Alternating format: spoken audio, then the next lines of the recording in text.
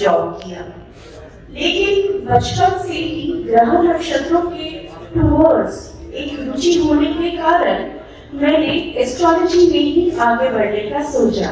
और जैसे गुरु माँ ने बताया कि एस्ट्रोलॉजी आप नहीं चुनते हैं, एस्ट्रोलॉजी आपको चुनती है, तो मैं बहुत खुशकिस्मत हूँ कि मुझे ये मौका मिल सका कि मैं ज्योतिषाचार्य की शिक्षा को प्राप्त कर सकूं। तो चलिए आज का विषय शुरू करते हैं। आज का विषय एक ऐसा विषय है जिसे हम सब अपनी जिंदगी में कभी ना कभी तो जरूर एक्सपीरियंस करते हैं, चाहते ना चाहते हुए भी ये हमारे सामने अक्सर आता ही रहता है। ये है एंजाइटी। एंजाइटी यानी कि सोच, यानी कि चिंता। चिंता तो हम सभी करते हैं, कभी भविष्य की चिंता तो कभी भूतकाल में घट चुकी घटनाओं की चिंता। लेकिन जब ये चिंता हमारे मन में घर कर जाती है और मन में एक भय उत्पन्न कर देती है, तो ये चिंता एंजाइटी का रूप ले लेती है। तो आज का मेरा विषय यही है, क्या है एंजाइटी, कैसे होती है, इसके क्या लक्षण है और इससे बचने के लिए क्या उपाय किए जाए। वैसे तो हम सभी एस्ट्रोलॉजर हैं और चाहते ना चाहते हुए हमें हर रोज एंजाइटी का सामना करना ही पड़ता है, क्योंकि हमारे पास आने वाला हर दूसरा व्यक्ति किसी न किसी चिंता से ही ग्रसित होता है। इसीलिए एक अच्छे ज्योतिषाचार्य होने के नाते ये हमारा कर्तव्य बन जाता है कि हमारे पास जो व्यक्ति इस विश्वास के साथ आया है कि हम उसकी जिंदगी की सभी कठिनाइयों का समाधान कर सकते हैं, हम पूरी ईमानदारी के साथ और विश्वास के साथ उसकी समस्या का समाधान करें। आपके साथ एक कहानी साझा करना चाहती हूँ। एक बार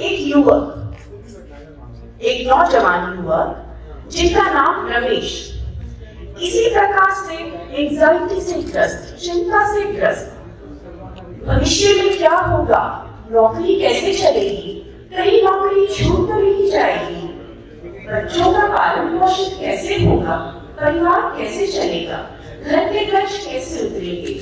जब इन चिंताओं ने रमेश को पूरी तरीके से घेर लिया और वो अपने जीवन से परेशान हो गए, तो उन्होंने सोचा क्यों ना किसी अच्छे एस्ट्रोलॉजर के पास जाकर अपनी समस्या का समाधान किया जाए। और वो चल पड़े एक एस्ट्रोलॉजर के पास।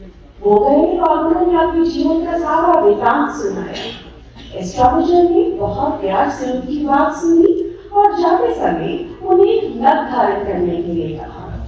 रमेश ने पूरे विश्वास के साथ ये नग धारण किया कि नग धारण करने के बाद वो अपनी जिंदगी के सारे कष्टों से उभर सकेंगे।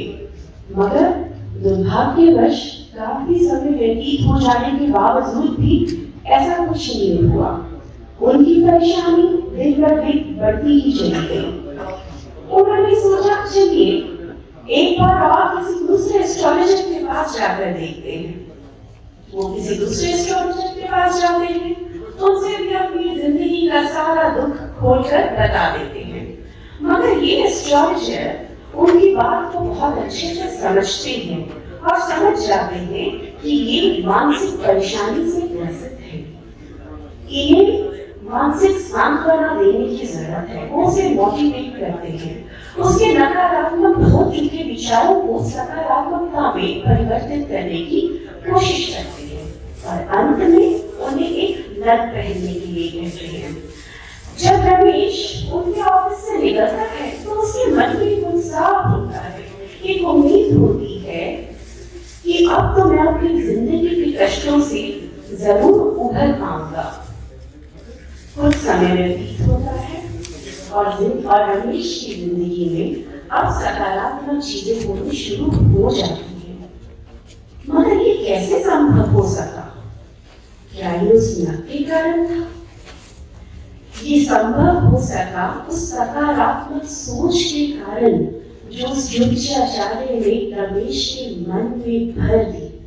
वो सकारात्मक सोच क्योंकि हमारे विचार ही हमारे कर्मों को निर्धारित करते हैं और हमारे कर्म हमारे जीवन को निर्धारित करते हैं। जब हमारी सोच सकारात्मक होती है तब हमारे कर्म भी सकारात्मक होते हैं और हमारा जीवन सुखमय हो जाता है।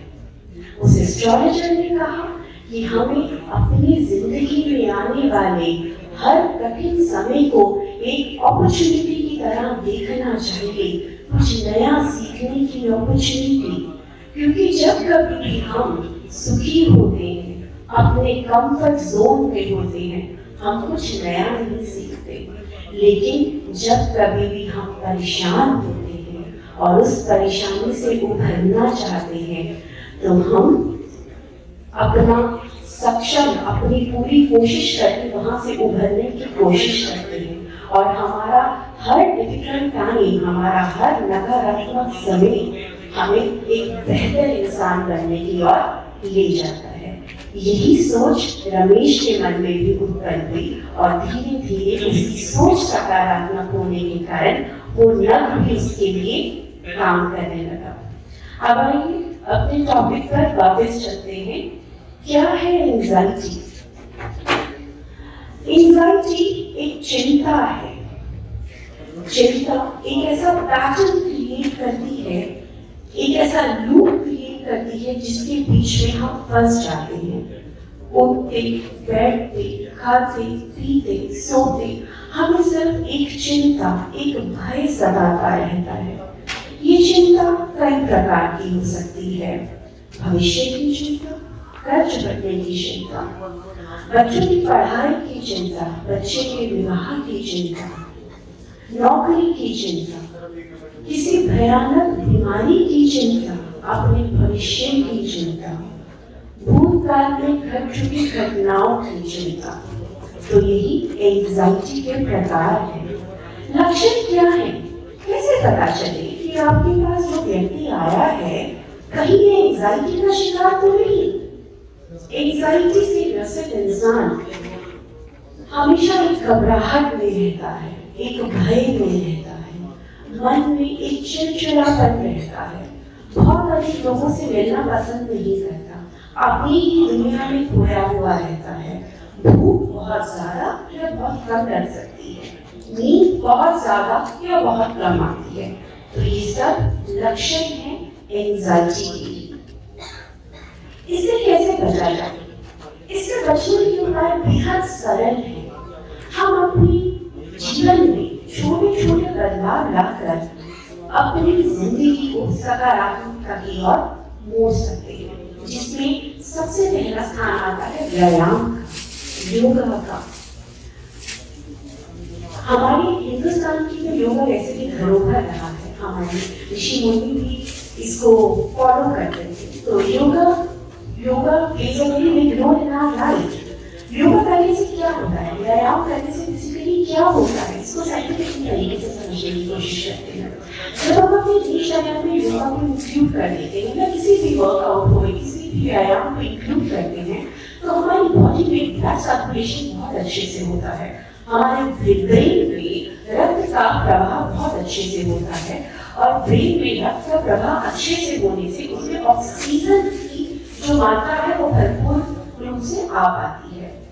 जब ब्रेन में ऑक्सीजन भरपूर मात्रा में जाती है तो हमारे विचार सकारात्मक हो जाते हैं और जैसा कि मैंने पहले कहा, सकारात्मक विचार ही सकारात्मक कार्यों को उत्पन्न करते हैं। दूसरा, संतुलित आहार। कहते हैं हम जो खाते हैं वही बन जाते हैं। हमारा व्यक्तित्व हमारे भोजन से भी तय होता है।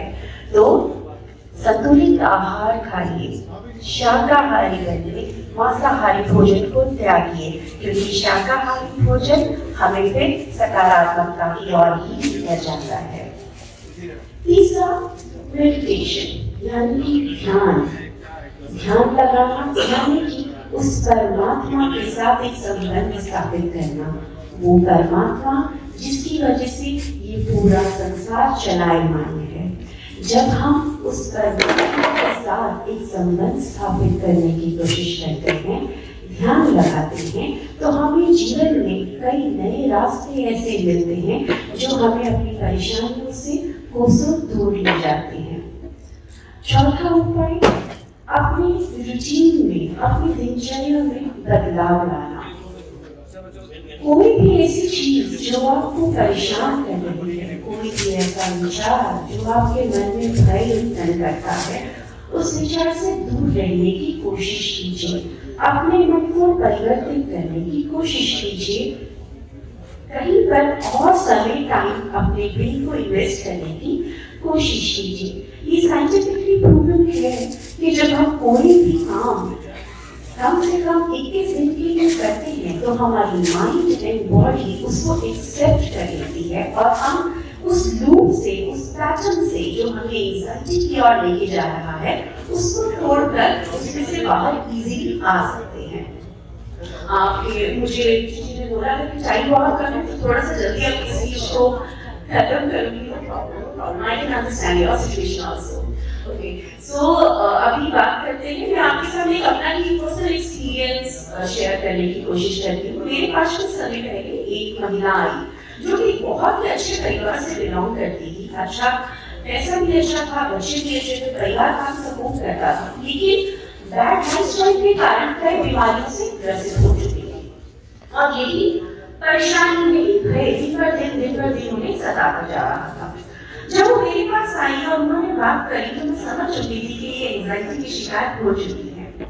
वो मुझे बार-बार इंसिस्ट कर रही थी कि मैं उन्हें नग पहनने के लिए दूं। उनके कहने पर मैंने उन्हें नग पहनने के लिए दे दिया, लेकिन साथ ही मैंने उनसे ये कहा कि ये नग तभी काम करेगा जब आप अपने जीवन में कुछ बदलाव लेकर आएंगी। सबसे पहले तो मांसाहारी भोजन त्याग दीजिए, शाकाहारी भोजन करना चाहिए। अपनी जिंदगी में व्यायाम को ऐड कीजिए, योगा ऐड कीजिए। अगर और कुछ नहीं कर सकते तो आप सिर्फ वॉक कीजिए। साथ ही कम से कम 21 दिन के लिए ध्यान लगाइए, अपने इष्ट देव को याद कीजिए और उनके नाम से दिन में कम से कम 3 माला कीजिए। क्योंकि वो इतने भय में थी और अपने इस भय से किसी भी तरीके से निजात पाना चाहती थी, तो उन्होंने मेरी हर एक कही बात को बहुत अच्छे से फॉलो किया। जैसे जैसे मैं उन्हें जो कहती गई वो वैसे ही करती चली गई। जब इतने दिन के बाद वो मुझसे मिलने के लिए आई तो वो एक डिफरेंट पर्सन थी। अब वो तैयार थी अपनी जिंदगी की हर मुश्किल को हिम्मत के साथ सामना करने के लिए।